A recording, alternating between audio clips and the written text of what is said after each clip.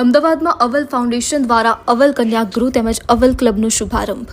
સમાજમાં મહિલાઓ માટે સશક્તિકરણનો પરિચય આપતા અને નારી શક્તિનું પ્રતીક અવલ ફાઉન્ડેશન દ્વારા અમદાવાદના રાણીપ વિસ્તારમાં અવલ કન્યા ગૃહ તથા અવલ ક્લબનું ઉદ્ઘાટન ભવ્ય રીતે કરવામાં આવ્યું.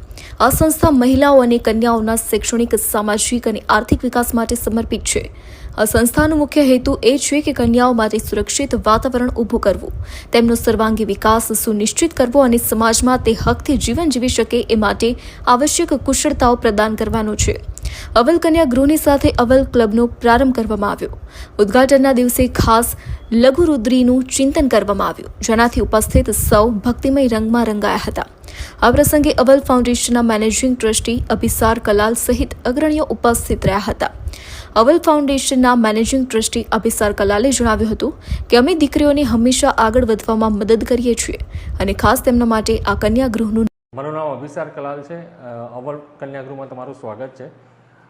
અવલ કન્યાગૃહનું ખોલવા પાછળનું રીઝન એ છે કે અહીંયા આગળ એવી દરેક છોકરીઓને અમે એડમિશન આપીશું જે લોકો અનાથ હશે અથવા જે લોકો રોડ ઉપર હશે એવી દરેક છોકરીઓને એડમિશન આપીશું.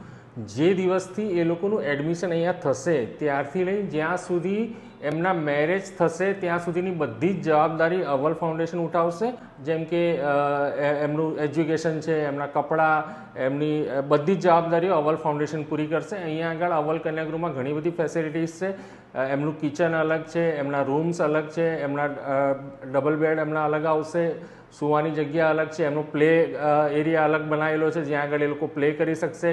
એમના સ્ટડી રૂમ્સ અલગ છે જ્યાં આગળ બેસીને એ લોકો સ્ટડી કરી શકશે. અને અમારી ઈચ્છા એવી છે કે દરેક છોકરીઓનું ભવિષ્ય વધારેમાં વધારે ઉજ્જવળ બનાવીએ.